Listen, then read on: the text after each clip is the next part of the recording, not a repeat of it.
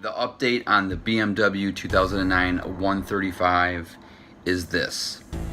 After doing the vacuum test, that was great, no problems, perfect vacuum. It's getting a perfect vacuum and never had any misfires. Coil pack's fine, injector's fine, spark plug's fine, air works, top works. It's got new front tires, new back tires, and I'm putting new shocks on it. And the problem was that the charge pipe was cracked or possibly already replaced. There's no way to know from the Carfax, and I've been begging Classic Cars of Palm Beach to send me the Carfax again because I want to look it over, just double check some things.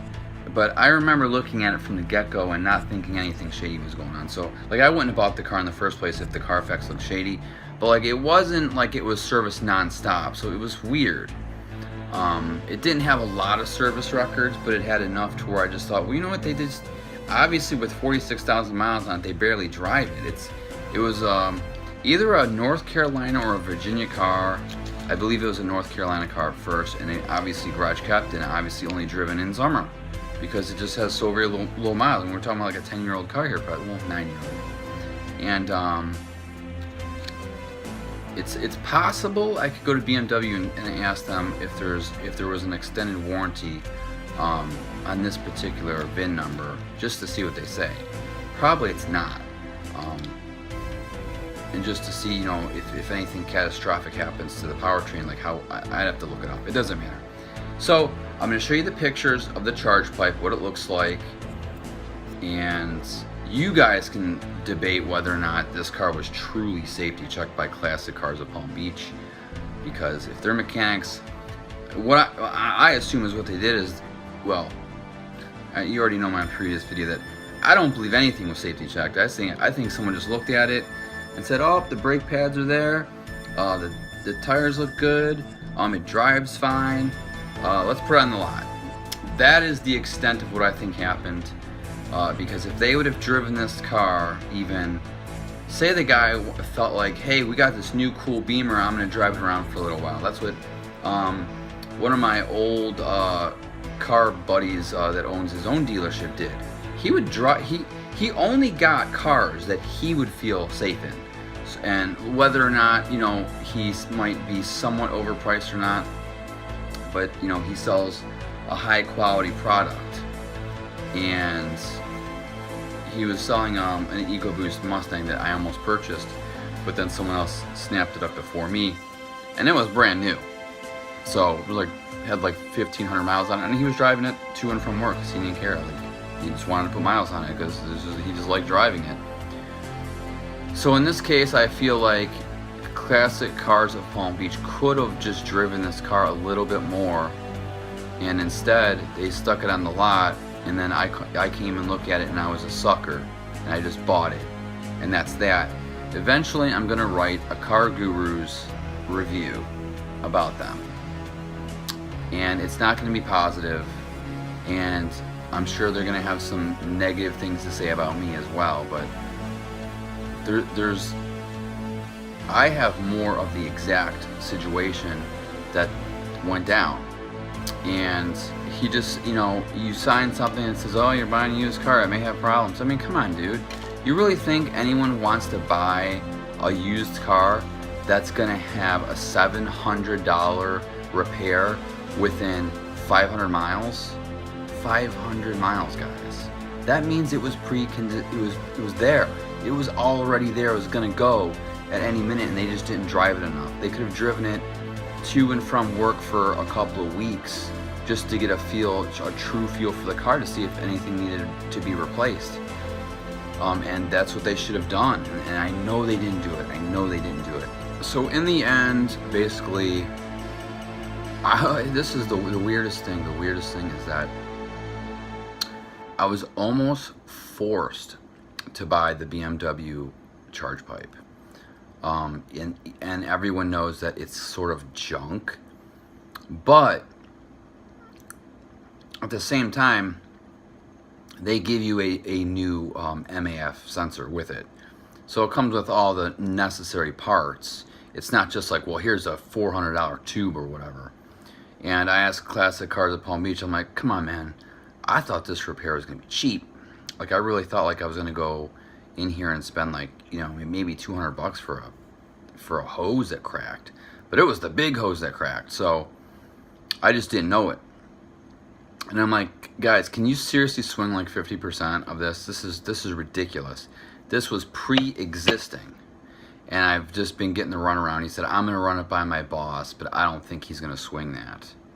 I'm like, you don't think that he's going to swing that when this isn't a little tiny hose that you can't see. This is the charge pipe. This is like big time performance issues. Well, you know, if this thing goes, like you literally are in limp mode.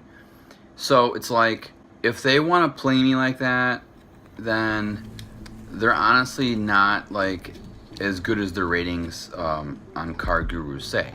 So I'm gonna have to write a nice long story about it, and anybody that wants to contact me about it, know more about it, they can fully contact me. I would not recommend them. I would have so highly recommended them if they just went, even if they just paid for this part, because I didn't go to their mechanics. So I understand that they don't want to pay my guys labor. That's okay, but I trust my guys way more than I trust this Texaco gas station that just happens to have mechanics working inside. So I mean, who really would? I don't know. So yeah, that's where we are right now. The charge pipe will be fixed in the morning, and I may or may not also regret this. I could have returned the shocks for $500, but I'm still gonna drive it. Like, I'm still gonna drive this car, and I want to feel what I feel the car should feel like, at least. If I'm not getting on this car very much, you know, which I don't. I enjoy the speed. And I'm also wondering if I go E30, which is about 4 gallons of E85 and then the rest 93, will this actually give me more reliability or less? I have no idea. I really have to look into it. Like, is it better gas mileage, worse gas mileage, more power? You know, I don't care about the turbo's power, because, you know, they're doing what they're doing regardless. It's like, is the E30 beneficial to the engine? Does it clean it a little bit, or does it make it more dirty? I don't know. I haven't really looked into it. You guys can go ahead and chime in. But I may try it and run that tune once and see what happens. But then it's hard to, like, it really is hard to calculate. Like, say you get down to a quarter of a tank. How in the hell are you supposed to know how much 93 is in there and how much E85 is in there? That is really what bugs me. How can you really be dead accurate unless you literally let the tank run dry? So unless you literally carry gas with you, how are you supposed to know exactly, you know, how are you supposed to calculate it? I just don't get it. Plus the car, it's not like the car tells you how many gallons are left in the tank. It doesn't. You know, there's just a gauge like everybody else. I mean, if it was a digital gauge that said, hey, you have 1 gallon of gas left, then maybe I would say, okay, just stick in another 4 gallons of E85 and then the rest 93. Because I've already done the math, I've already taken a picture of it, and it may not be 100% full E30, but it'll be close enough. So I'm not sure what the tune will do. It's either going to be like E30 or E29. And then once like, say your gas light comes on, then you need to go straight to the gas station and either do the whole situation over again, or just stick in all 93 and be on your way and then switch tunes. So it gets complicated. Like, do you really want to complicate your life like that? I've seen racers do it. I guess it's kind of pointless really at this point to try it. I'm not really racing anybody. I'm not going to the track. I mean, how much added horsepower really is E30? I don't know. I'll have to really look into it a little bit more. Do I want to, like, risk anything? Like, is it going to give me too much power? I really don't know. I mean, is it going to stress the system? I really don't know. So these are a few things. I just thought maybe someone was saying that you get less gas mileage, and I definitely don't want less gas mileage. It's just that the gas is cheaper. Like E85 is cheap. It's only like 2 something where I'm from. So I'll have to look at the prices again to make sure. But anyways, that's another topic for another day. Once I'm running, if I do run the tune, I'll let you guys know, and I'll let you know how the car feels. But right now, at least, the charge pipe will be fixed, will be brand new, and anything that's related to any other problem, hopefully just no codes pop up, because that was the only code that popped up, 30FF, that's it. So I figured, hey, I'm pretty good, that's all I got. So all the car has to do is last me like 4,000 miles, that's it. And then my girlfriend said that she's gonna pretty much just give me her Hyundai Sonata for free. So it came to the point where she honestly, she knew that I was gonna have car problems. So she's like, well, you know what? I don't really drive that much, and she has her parents' cars that she can borrow. So she literally drives so very little anymore that her battery died. On her own, she just doesn't like to really drive that much anymore. Just the traffic, the traffic, the idiots in Florida, the traffic and the idiots in Florida that, I mean, there are old people that drive like really crappy. Literally, they have the blackout shades on, they can't see shit, they swerve in your lanes, and I can just see, having bad experiences. Just the other day, there was an accident on North Lake Boulevard that was literally keeping me in traffic for 40 minutes, and I had to go about 1 mile. It was absolutely ridiculous. I've actually never seen anything worse. That was the worst, because not only was 95 backed up for whatever reason, from at least North Lake to, I want to say, down Ross. So there was like 3 lanes that said were being blocked. So as I got on 95, I saw just blockage. So I'm like, okay, I gotta get off. I got off, dropped something off at the post office, dropped the Cobb access port off at the post office, and then I went the back way. I went around, which normally, of course, is gonna take longer, but I figured I'd be cool. And then of course I ran into traffic that way as well. So there was literally a 100% circle area that was just congested for the first time in years.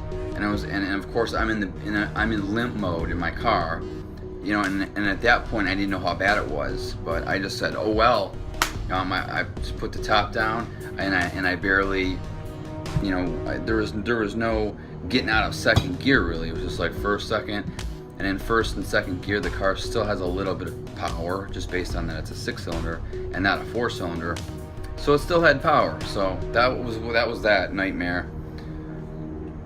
So, knowing I'm going to drive the car at least for another few months, I didn't plan on getting rid of the car originally, because I loved it to death. I loved it.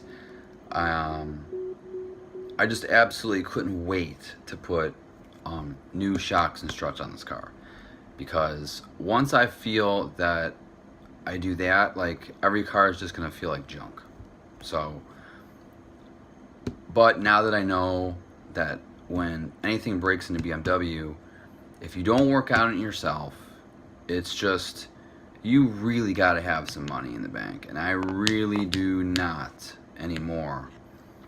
I'm on a very strict budget at the moment, and it's just like, I thought I was saving money, but in reality, the car not only cost about $14,100, but because I'm taking off what the original cost was and what the tires cost, and then it needed, in my opinion, it needed suspension. But that's on me. But $500 is no big deal.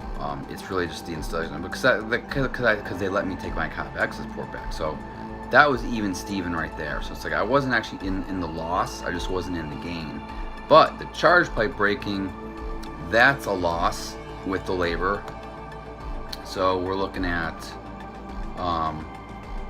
I just didn't want to send the shocks back because, you know, at least the next person that drives the car, at least I think that they're gonna benefit more from the ride. So at least, you know, at least that if I take someone for a test drive, they're gonna really feel the difference in the ride quality. And I think that it should at least up the value, because then they won't have to worry about like shocks, period. So that's good. So, and I barely drive the car, so it's just like, in a BMW, you just expect a certain ride quality. So, we'll see. I mean, I just think that the front suspension squeaked, and not your typical suspension squeak either, like as if they lost pressure. And the guy's like, well, they're not leaking like visually, and that's just horseshit. It's almost a 10-year-old shock. It's not gonna, like, the internals up here are just weak. So like I've seen on YouTube guys say, hey, here's a brand new shock versus an old shock. Like, you know, one just goes, it has no, it will compress, sort of like you think it's fine, but then when it comes time to pop up, it's just very slow. And this is a non-leaking shock. No signs of any visual problems. It's just like an old shock. But a normal shock, you compress it, and not only is it going to be harder to compress, it's going to come up much quicker. So that's where I'm at on the shocks, and that's why I decided, well, I could return the shocks, and then I get my $500 back, but I already kind of spent the $500, you know, mentally. So that's gone already. It's just like all I'm really paying for right now is the charge pipe and the shock labor. And Motor House, like I already told you guys in the previous video, was going to quoted me at $1,200. Absolutely insane. I'm not going to put any more money into this car. It is what it is right now. Hopefully I'm going to enjoy it, and literally cross fingers that nothing else happens. I'll be lucky to drive this car 10 miles a day. And that's a high estimate, because I drove it 500 miles in a month. Not even a month, actually, a month tomorrow. So about 500 miles in 3 weeks, because I haven't really been driving it that much in limp mode, just barely. So that's the scoop, guys. Hope you enjoyed the video, and you will see the pictures of the pipe. Peace out.